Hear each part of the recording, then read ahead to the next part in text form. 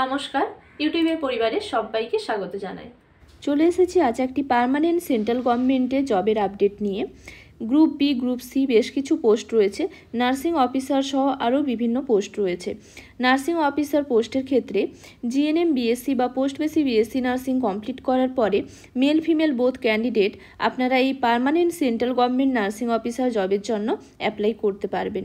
এই রিক্রুটমেন্টের ক্ষেত্রে কতগুলি পোস্ট রয়েছে, কিভাবে অ্যাপ্লাই করতে হবে, ফর্ম ফিল আপের লাস্ট ডেট কী রয়েছে, অ্যাপ্লিকেশন ফিস কী রয়েছে এবং এই রিক্রুটমেন্টের ক্ষেত্রে কি কি এলিজিবল ক্রাইটেরিয়া রয়েছে, জেনারেল ইনফরমেশন, এজ লিমিট কি রয়েছে, সমস্তটাই আজ আমি আপনাদের সঙ্গে ডিটেলসে আলোচনা করব। দেরি না করে চলুন এই অ্যাডভার্টাইজমেন্টটি ডিটেলসে দেখে নেওয়া যাক। নার্সিং অফিসার সহ বিভিন্ন যে গ্রুপ বি এবং গ্রুপ সি পোস্টগুলি রয়েছে, এই রিক্রুটমেন্টটি রয়েছে north eastern Indira Gandhi regional institute of health and medical science, Shillong, মেঘালয়ে। এখানে অ্যাডভার্টাইজমেন্ট নম্বর দেওয়া রয়েছে এবং এই রিক্রুটমেন্টের ক্ষেত্রে ফর্ম ফিল আপ কিন্তু অলরেডি শুরু হয়ে গেছে। অনলাইনে ফর্ম ফিল আপ করতে হবে। এই রিক্রুটমেন্টের জন্য বেশ কিছু গ্রুপ বি এবং গ্রুপ সি পোস্ট রয়েছে, পরে আপনাদের দেখিয়ে দিচ্ছি অনলাইনে অ্যাপ্লাই করার জন্য কী স্টেপ রয়েছে। এবং এখানে বলাই রয়েছে যারা government, semi government, public sector undertaking, autonomous institution এবং বিভিন্ন যে অটোনোমাস অর্গানাইজেশনগুলো রয়েছে, এই অর্গানাইজেশনগুলোতে যারা জব করছেন তাদের ক্ষেত্রে কিন্তু থ্রু প্রপার চ্যানেলে ফর্মটি ফিল আপ করতে হবে, নো অবজেকশন সার্টিফিকেট লাগবে।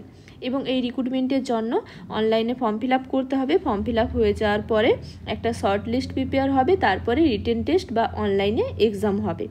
চলুন এবারে দেখে নেওয়া যাক কী কী পোস্ট রয়েছে। নার্সিং অফিসারের পোস্ট রয়েছে, স্টোর কিপারের পোস্ট রয়েছে, রেডিওগ্রাফারের পোস্ট রয়েছে, medical social worker, technician endoscopy or কোলোনোস্কোপির পোস্ট রয়েছে, technician nuclear medicine, health inspector, junior account অফিসারের পোস্ট রয়েছে, জুনিয়র ইঞ্জিনিয়ার ইলেকট্রিক্যালের পোস্ট রয়েছে, ফার্মাসিস্টের পোস্ট রয়েছে, technical assistant, ECG technician, sanitary inspector, security guard, record clerk, driver grade 3 এবং dark room অ্যাসিস্ট্যান্টের post রয়েছে। চলুন এবারে দেখে নেওয়া যাক নার্সিং অফিসার পোস্টের জন্য কি কি ক্রাইটেরিয়া রয়েছে। নার্সিং অফিসার পোস্টের জন্য টোটাল পোস্ট রয়েছে 105, যার মধ্যে 30টি পোস্ট রয়েছে আনরিজার্ভ ক্যাটাগরি, 47 পোস্ট রয়েছে ওবিসি ক্যান্ডিডেটের জন্য, 17টি পোস্ট রয়েছে এসসি ক্যান্ডিডেটের, 2টি পোস্ট রয়েছে এসটি ক্যান্ডিডেটের এবং 9টি পোস্ট রয়েছে ইকোনমিক্যালি উইকার সেকশনের জন্য, ইডাব্লিউএস ক্যান্ডিডেটের 9টি পোস্ট রয়েছে। এছাড়াও বেশ কিছু পোস্ট রিজার্ভ রয়েছে।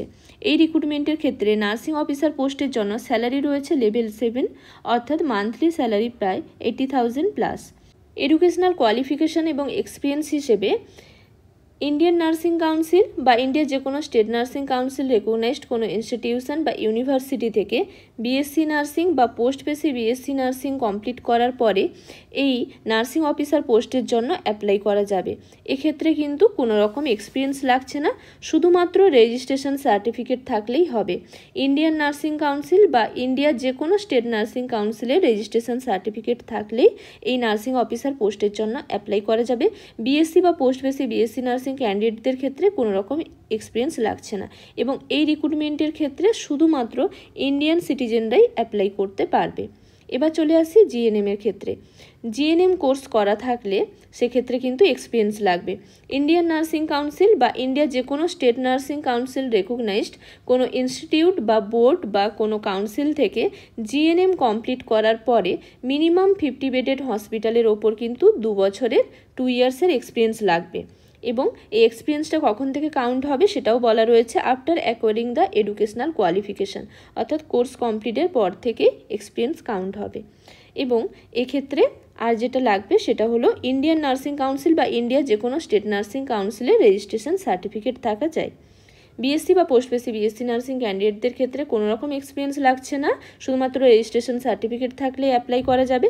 জিএনএম ক্যান্ডিডেটদের ক্ষেত্রে কিন্তু কোর্স কমপ্লিটের পরে 2 ইয়ার্সের এক্সপিরিয়েন্স লাগবে এবং রেজিস্ট্রেশন সার্টিফিকেট থাকা চাই। এবার আরও বেশ কিছু পোস্ট রয়েছে। এবার আমরা চলে যাব এই রিক্রুটমেন্টের ক্ষেত্রে কি কি জেনারেল ইনফরমেশন রয়েছে। এই নার্সিং অফিসার পোস্টের জন্য এজ লিমিট কি রয়েছে চলুন দেখে নেওয়া যাক। অ্যাপ্লিকেশনের লাস্ট ডেট যেটা রয়েছে এপ্রিলের 20 তারিখ, সে এপ্রিলের 20 তারিখের মধ্যে 30 বছর পর্যন্ত অ্যাপ্লাই করা যাবে নার্সিং অফিসার পোস্টের জন্য। এজ লিমিট হলো 30 ইয়ার্স অ্যাপ্লিকেশনের লাস্ট ডেট অনুযায়ী। এছাড়াও আর কি ইনফরমেশন রয়েছে চলুন দেখে নেওয়া যাক। অনলাইনে ফর্ম ফিল আপ করার জন্য জেনারেল এবং ওবিসি ক্যান্ডিডেটদের ক্ষেত্রে লাগবে 500 টাকা, এসসি এসটি ইডাব্লিউএস ক্যান্ডিডেটদের ক্ষেত্রে লাগবে 250 টাকা, পিডাব্লিউডি ক্যান্ডিডেটদের ক্ষেত্রে কোনো রকম অ্যাপ্লিকেশন ফিস লাগবে না। এছাড়াও আরও বেশ কিছু জেনারেল ইনফরমেশন রয়েছে। গভর্নমেন্টের নর্মস অনুযায়ী আপার এজ লিমিটের রিল্যাক্সেশন রয়েছে। এছাড়াও যারা ইডাব্লিউএস ক্যান্ডিডেট রয়েছেন, এসসি এসটি ওবিসি ক্যান্ডিডেট রয়েছেন, তাদের ক্ষেত্রে কিন্তু সার্টিফিকেট সাবমিট করতে হবে।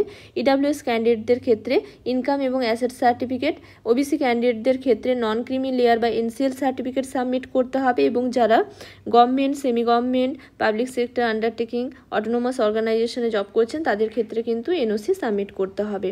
এছাড়াও আরও বেশ কিছু জেনারেল ইনফরমেশন এখানে দেওয়া রয়েছে এই রিক্রুটমেন্টের জন্য।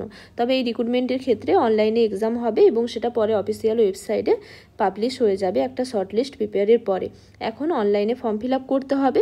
অনলাইনে ফর্ম ফিল আপ করার জন্য অনলাইনে অ্যাপ্লিকেশন করা কিন্তু স্টার্ট হয়ে গেছে এবং অনলাইনে অ্যাপ্লাই করার লাস্ট ডেট হলো এপ্রিলের 20 তারিখ। কীভাবে অ্যাপ্লাই করতে হবে এবং কিভাবে এই পিডিএফটি আপনারা ডাউনলোড করবেন সেটাও আপনাদের ডিটেলসে দেখিয়ে দিচ্ছি। এই রিক্রুটমেন্টের ক্ষেত্রে পিডিএফটি ডাউনলোড করার জন্য এবং অনলাইনে অ্যাপ্লাই করার জন্য গুগলে গিয়ে টাইপ করতে হবে NEIGRIHMS।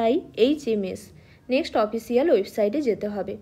অফিসিয়াল ওয়েবসাইটে যাওয়ার পরে এখানে অ্যানাউন্সমেন্টের একটি অপশন রয়েছে, এই অ্যানাউন্সমেন্টে ক্লিক করতে হবে। অ্যানাউন্সমেন্টে ক্লিক করার পরে এখানে নেক্সট অ্যাডভার্টাইজমেন্ট অর ভ্যাকেন্সির একটি অপশন আসবে, এখানে ক্লিক করতে হবে। এখানে ক্লিক করার পরে নেক্সট এখানে নোটিফিকেশনের একটি অপশন আসবে। এই নোটিফিকেশনে ক্লিক করলেই আপনারা এই রিক্রুটমেন্টের ক্ষেত্রে যে পিডিএফটি আছে সেটা পেয়ে যাবেন। নেক্সট এখানে গ্রুপ বি এবং গ্রুপ সি পোস্টের জন্য যে ডিরেক্ট রিক্রুটমেন্ট হয়েছে এই রিক্রুটমেন্টের পিডিএফটি রয়েছে, এখানে ক্লিক করতে হবে। এখানে ক্লিক করলেই আপনারা পিডিএফটি পেয়ে যাবেন এবং অনলাইনে অ্যাপ্লাই করার জন্য মানে অ্যাপ্লিকেশন ফর্মটি ফিল আপ করার জন্য এই পিডিএফে দুটো লিঙ্ক রয়েছে এখানে ফর্ম ফিল আপের জন্য। এই লিঙ্কে ক্লিক করতে হবে। এই লিঙ্কে ক্লিক করার পরে আপনারা এখান থেকেও এখানে view details advertisement in English এখানে ক্লিক করলেও আপনারা এই অ্যাডভার্টাইজমেন্ট ডিটেলসটি পেয়ে যাবেন। এছাড়াও আপনারা এখানে আরও একটি ডিটেলস রয়েছে, যেমন এখানে হাউ টু অ্যাপ্লাই, এখানে ক্লিক করলে আপনারা কিভাবে অ্যাপ্লাই করতে হবে তারও একটা ডিটেলস এখানে দেওয়া রয়েছে। এবং অ্যাপ্লাই করার জন্য এখানে পরপর স্টেপ রয়েছে, রেজিস্ট্রেশন করতে হবে এবং এখানে লগ ইন করে ফর্মটা ফিল আপ করতে হবে। অসংখ্য ধন্যবাদ জানাই এতক্ষণ সঙ্গে থাকার জন্য। ভিডিওটি ভালো লাগলে লাইক শেয়ার করে দেবেন। কোনো কিছু জানার থাকলে আপনারা আমাকে কমেন্ট বক্সে জানাতে পারেন। নার্সিং রিলেটেড এরকম আরও ইনফরমেশন পেতে, নার্সিং রিলেটেড বিভিন্ন কোশ্চেন অ্যান্সারের প্রিপারেশনের জন্য ভিডিও পেতে পারলে আমার চ্যানেলটিকে সাবস্ক্রাইব করে রাখুন। আজকের জন্য এই পর্যন্ত, আবার দেখা হবে নতুন একটি বিষয় নিয়ে। সবাই ভালো থাকবেন, সুস্থ থাকবেন।